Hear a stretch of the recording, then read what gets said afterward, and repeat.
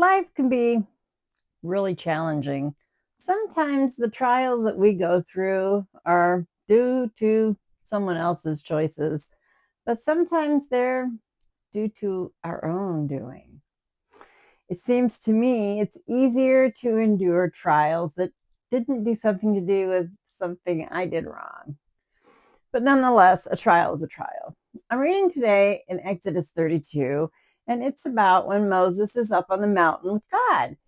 And God is telling Moses what to write on those tablets, the Ten Commandments. So while Moses is up there, all of the Israelites are down at the bottom of the mountain. And he was up there for quite a while, apparently. And the Israelites began to whine and complain because that's what the Israelites do. So they went to Aaron and they're whining and complaining. And they say, "Can't you make us a God that will go before us?" So Abraham proceeded to tell them, "All right, fine. Go ahead, take off all your gold jewelry from your wives, your children, and everyone. And we'll put it in this big pot and we'll melt it down and we'll make it into an idol." Oh, the people were thrilled. So they gave Aaron all of their gold to be melted down, and Aaron shaped it like a calf. Then the next day he instructed the Israelites to have a festival and sacrifice burnt offerings and fellowship offerings to this calf. This made God very mad, and he was ready to take them out. But in verses 11 and 12, Moses goes to God, and he sought favor for the Lord and said, "Oh my God, why should your anger burn against your people, whom you brought out of Egypt with great power and a mighty hand?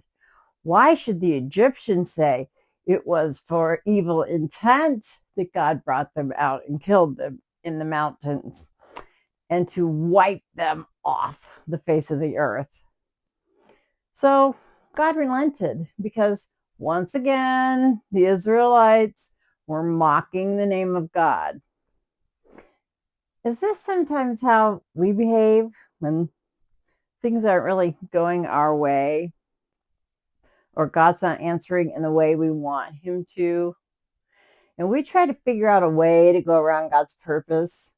We allow people, activity, substances, whatever, to fill that gap of the lack of understanding that we don't have.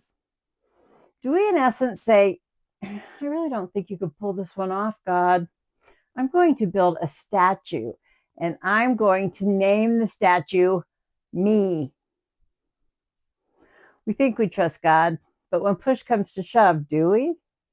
Do we begin to get nervous and anxious when he's not showing up like we think he should?